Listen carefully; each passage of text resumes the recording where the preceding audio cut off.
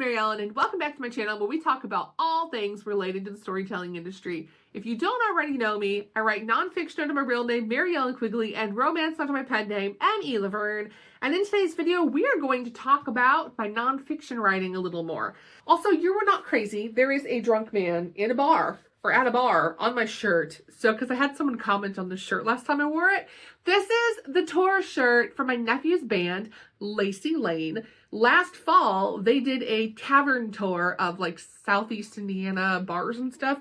And this is their tour shirt. So if you want to listen to my baby, who is like a grown man now, but if you want to listen to my baby's band, I'll put a link to them below so you can go listen to them. Okay, that's not what we're here to talk about. I don't really know what I'm titling this video, but I think it's going to be something like what I've learned from writing about true crime and paranormal cases or something of that nature. So those of you who don't know, my sister and I do have two podcasts. We have Who's Your Case File and Who's Your Missing Legends. And while my sister is more the writer of the podcasts, I've been writing episodes too. And then together we wrote a book called Haunted Dearborn County. And that one covered haunted locations in Dearborn County, Indiana. But as many people who love ghost stories will tell you, true crime and paranormal very much go hand in hand because a lot of times your haunted stories, your paranormal experiences are connected to some kind of true crime, right? Like, she haunts the house because she was murdered there 200 years ago. You know what I mean? That's the kind of thing. So they're very much connected, and usually people who like one like the other because they are so interconnected. So I want to talk about what I have learned, because that is the biggest question I get from people when we go to events for the podcast. It's like, how do you do it? How do you find your research? How do you know what to say? All that. And there's a lot to it. So I'm going to talk about some of the most important things I have learned in the process. And then hopefully you guys will find those helpful. So we're going to break this into basically two main sections. Okay. So we're going to keep it short and simple. The first one is sources. And the second one is respectfulness and storytelling. So I'm going to start with sources because if there's anything that I want you to get from this entire video, it is the importance of having trustworthy sources. It is a must. It's not a suggestion. It is a must. Whether you are dealing with true crime or paranormal cases, the lines between fact and fiction can get very, very blurry. You always have to have trustworthy sources. It's not just about telling a story, it's about telling a story responsibly. And because you're dealing with real people, especially when you're talking about true crime, there is a responsibility to get your story right. Because misinformation not only hurts the credibleness of what you're telling people, like of your story, but it can also hurt the people that are still living. You have a lot of true crime cases where their loved ones are still alive and still trying to figure out what happened to these people. Or you have historical cases when it comes to the ghost stories, like the hauntings, of families and communities that still exist. So you want to make sure you get it right. And the way you do that is by having trustworthy sources. So let's first of all talk about what is a trustworthy source. Well, I'm going to start off and I'm going to say it and I may repeat it. Ready? Wikipedia is a start. It is not a source. I'll say it again. Wikipedia is a start. It is not a source. The reason I say this is because if you know anything about how writing Wikipedia articles work, there are a lot of people going in multiple times that are updating these articles based on information they find at the time. And while I know that the people that, because I actually knew a few people that have worked for them and have updated articles for them, while they do their best to cross-check each other and to make sure the information is as accurate as possible, there is room for error. And there have been several cases where a Wikipedia article has been found to have been incorrect because someone entered something incorrectly and it wasn't caught in time. And so incorrect information was there for a while until it was caught. So I always tell everybody, while I love Wikipedia and I look up a million things a day, on like it's the first thing that comes up when you search for something, you end up looking at Wikipedia first, right? Like it's kind of the first stop for everybody when they're looking up something they don't know. And it's great for that. But you have to keep in mind that it is not considered a trustworthy source yet. Maybe someday they will be, but as of right now, there's just too many hands in the pot. However, I always say that it is a start Because anytime somebody updates their Wikipedia article, they have to add a reason for the change and state their source. So if you scroll all the way to the bottom of the Wikipedia article, you will find a list of citations and sources. So you know those little numbered links that are like next to all these things they list? That's where the good stuff is, because clicking on those links will oftentimes take you to articles, legal documents, interviews, ISBN numbers for books, which you can then either order on Amazon or go to your local library and get. That is where the true magic lies. And so a lot of times, especially when we're looking up a true crime case or like a certain location, like if we're telling a ghost story about Bloomington, Indiana, and we want the history of Bloomington, Indiana, we will go to the Wikipedia page, scroll to the bottom, and then we will look for all of these sources, because a lot of times that's a really good starting place of where you can just get quick and easy sources. And most of the time, like 99% of the time, those are trustworthy sources because they are books, articles, and things that are coming from credible resources. So I always say, once again, it's a good starting point. It's not a source, but it is an awesome starting point. So the next question is, what is a trustworthy source, right? That might be the very next thing you're asking. What makes it trustworthy? Well, there's a few things you can look for to help you figure that out.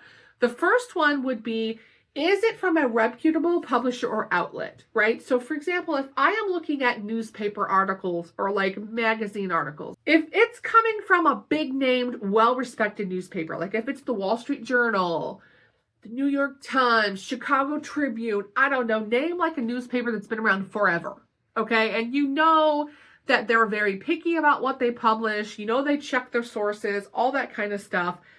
Then, or for example, it's an article in, Time magazine or something. Like, certain things are just well known and considered reputable. However, if that very same article comes from a college newspaper or, the National Enquirer or something like that, you may want to double check your sources, because sometimes I know that back in the day, some of those, they call them tabloids, like the Sun and the National Enquirer, all that, they would just make up crazy stories because it would sell magazines, but they weren't necessarily true. And also with college newspapers, while a lot of them are double checked by professors and things like that, they are college kids, and sometimes they do get the facts a little bit incorrect because they are learning journalism. They're not professionals in journalism yet.